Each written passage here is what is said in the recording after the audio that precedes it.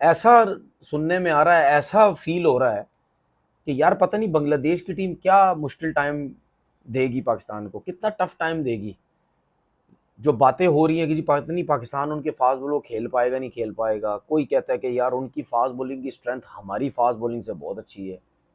कोई कहता है कि यार जिस तरह जाहिर सी बात है बांग्लादेश अभी कुछ अर्से पहले हो आई पाकिस्तान, ठीक है, 2 टेस्ट मैचेस की सीरीज़ थी, मार के चली गई हमें। कुछ लोग कह रहे हैं कि यार वो देखो घास वाली विकेट थी पाकिस्तान में, हल्की-हल्की सी घास थी, उसमें तो नाहिद राना ने बुरा हाल कर दिया था, ठीक है। बाकी फास्ट बॉलर्स ने भी बुरा हाल कर दिया हमारा। तस्कीन ने उसने भी बड़ी ज़बरदस्त बॉलिंग की थी, ठीक है। और एक हसन थे, नाम मुझे याद नहीं है, तंजीन हसन क्या नाम था उनका, वो उन्होंने बड़ी ज़बरदस्त लाइन और लेंथ के साथ बॉलिंग की, उन्होंने हमें मुश्किल डाली। तो सबके दिमाग में ये है कि यार जैसी विकेट नज़र आ रही है, एक दिन पहले जो विकेट आई सोशल मीडिया में, वो जिस तरह नज़र आ रही है उसके हिसाब से देखते हुए बातें ये हो रही कि जी पाकिस्तान की बैटिंग लाइनअप बर्बाद हो जाएगी। नाहिद राना या उनके फास्ट बॉलर जो है बिल्कुल मुश्किल में डालेंगे। मेरे ख्याल में हो सकता है शायद हमारी भी सोच, मेरी भी सोच यही है कि यार शायद पाकिस्तान की बैटिंग को मुश्किल हो जाएगी, हम कहीं टेस्ट सीरीज़ ना हार जाए। लेकिन मुझे ऐसा लगता नहीं कि जितना हम सोच रहे हैं कि शायद ऐसा ही हो सकता है शायद ऐसा ना हो, हमारी बैटिंग बहुत अच्छी हो। लेकिन हम दूसरी तरफ भी तो सोचे ना यार, अगर उनके फास्ट बॉलर हैं तो हमारा भी तो अब्बास को लिया गया ना। अगर सपोर्टिंग पिच है तो हमारा भी अब्बास को लिया गया है। उसके तकरीबन फर्स्ट क्लास क्रिकेट में 850 रन, टेस्ट मैच में तकरीबन 100 आउट हैं उसके। तो क्या उसको आइडिया नहीं होगा इस पिच पे बॉल करने का? बिल्कुल 100% अब्बास को आइडिया होगा कि इस विकेट पे कैसी बॉलिंग करनी है, जिसका हमें फ़ायदा भी है। यही अब्बास जिसको कभी खिलाते हैं, कभी नहीं खिलाते, कभी कहते हैं फ्लैट पिच का बॉलर नहीं है, कभी कहते हैं ऑस्ट्रेलियन कंडीशन का है, कभी कहते हैं इंग्लैंड कंडीशन का है, कभी कहते हैं रेड़ा पिच का बॉलर नहीं है। इनकी हमारे सेलेक्टर्स का कोई सर पैर नहीं, कोई समझ नहीं आती कि किस तरह सिलेक्शन करनी है, ठीक है ना। खैर वो आया है टीम के अंदर। उसके बाद दूसरा शाहीन अफरीदी है, फिर उसके बाद नसीम शाह। नसीम शाह का कुछ पता नहीं है फिटनेस क्या है क्या नहीं है। अभी पीएसएल में उसको रिब इंजरी हुई, वहां से कोई थोड़ा सा बेहतर हुआ, एक मैच खेला, उसी मैच में उसको घुटने की इंजरी होगी फील्डिंग करते हुए, क्या हुआ। उसके बाद कोई क्रिकेट नहीं खेली, कोई पता नहीं है वो फिट है नहीं है, क्या फिटनेस है। यहाँ तो 4 ओवर की क्रिकेट नहीं खेलनी भाई, अगर खेलना पड़ गया तो यहाँ तो टेस्ट मैच है, और यहाँ तो कम से कम 15-15 ओवर करने पड़ेंगे, क्योंकि ये तो स्पिनर का विकेट है नहीं है पाकिस्तान की तरह कि एक फास्ट बॉलर को खिला दो वो पूरा पूरा दिन 4-4 दिन उधर वो फाइन लेग पे खड़ा रहेगा। साजिद गेंद करेगा, नुमान गेंद करेगा, नया बॉल दोनों करेंगे, किसी की बारी नहीं आएगी।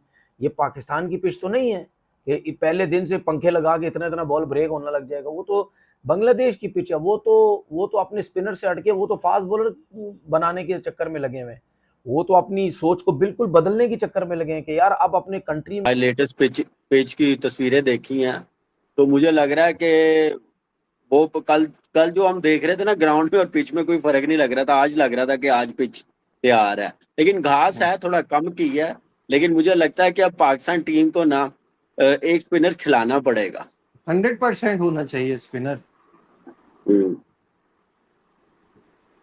बासित और जो भाई बासत हाँ जी, बासत भाई ने बोले जो बोले। बात की है, बॉलिंग और बैटिंग इस पिच पे पेशेंस के साथ ही होगी। हम्म, आपको ऐसी पिच पे खुले ड्राइव नहीं लग सकते। यहाँ पे आपको कट पुल पे रहना पड़ेगा। जरा सा रूम मिला वो आपको यूटिलाइज करना पड़ेगा।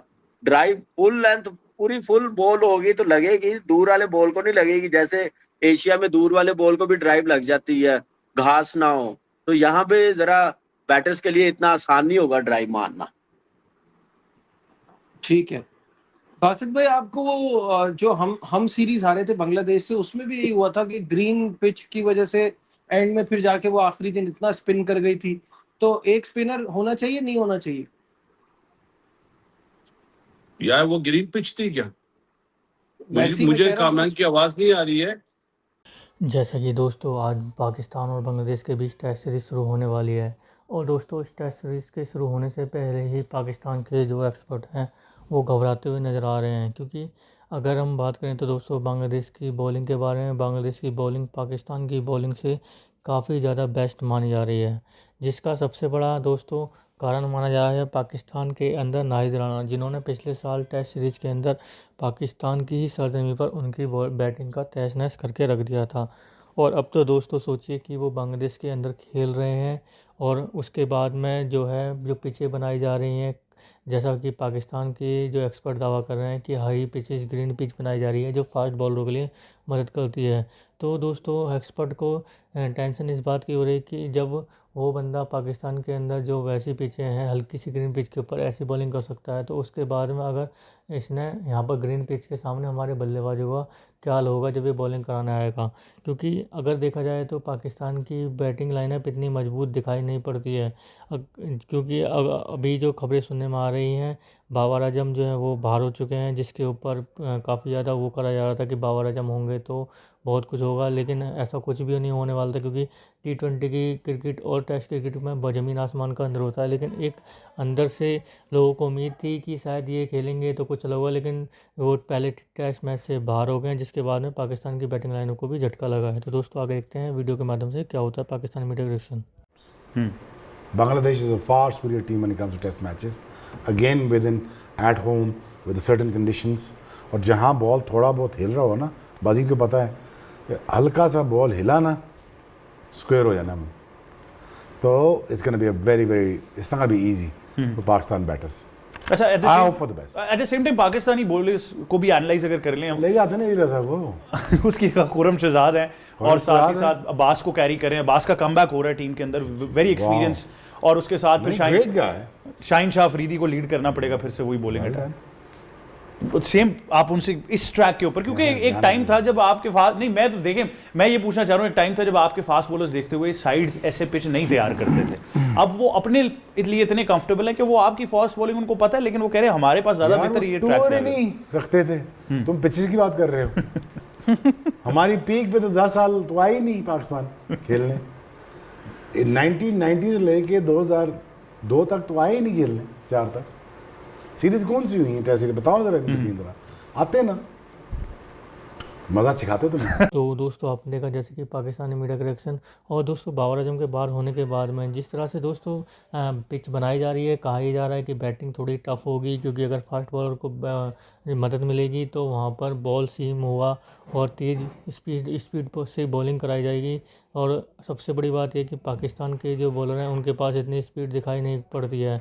चाहे शाहीन शाह अफरीदी की बात कर लें, किसी की भी ले लें दोस्तों, इनके जो बॉलर हैं इनके बॉलरों के पास में कोई स्पीड दिखाई नहीं पड़ती, जिसकी वजह से ही पाकिस्तान क्रिकेट के जो एक्सपर्ट हैं उनको थोड़ा सा ये लग रहा है कि बांग्लादेश इन मैचों के अंदर पाकिस्तान के ऊपर भारी पड़ने वाली है।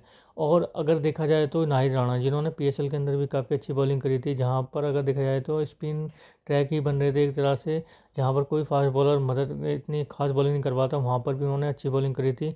तो यहाँ पर जब ग्रीन पिच होगी तो ग्रीन पिच के ऊपर पाकिस्तान के बल्लेबाज उन्हें कैसे फेस करेंगे, ये तो देखने वाली बात होगी। वहीं अगर देखा जाए तो जिस तरह से इस मैच के अंदर ये से टेस्ट चैम्पियनशिप के हिसाब से भी देखा जा रहा है, क्योंकि ये सीरीज़ उसमें भी जुड़ेगी, तो यहाँ पर दोनों ही टीमें ये सोचेंगी कि इस सीरीज़ को जीतकर अपने आप को थोड़ा सा ऊपर लेकर आएँ। हालांकि दोनों ही टीमों से उम्मीदें हैं कि वो टेस्ट चैम्पियनशिप के फाइनल तक तो मुश्किल ही जाने वाली हैं, लेकिन दोस्तों थोड़ा सा ऊपर आ जाएंगे तो अपने लिए थोड़ा सा रहता है कि हम कम से कम छोटी टीमों से नहीं आ रहे। दोनों ही टीमें दोस्तों इक्वल हैं, पाकिस्तान की हो चाहे बांग्लादेश की हो, दोनों ही टीमों के अंदर ऐसा कुछ खास दिखाई नहीं पड़ता है कि जिसकी वजह से ऐसा कहा जाए कि टेस्ट सीरीज इंपॉर्टेंट है। दोस्तों कैसी लगी आज की हमारी वीडियो, हम कमेंट करके जरूर बताएं, हमारे चैनल को लाइक एंड सब्सक्राइब जरूर करें ताकि आपको हमारी वीडियो प्राप्त होती रहे। धन्यवाद।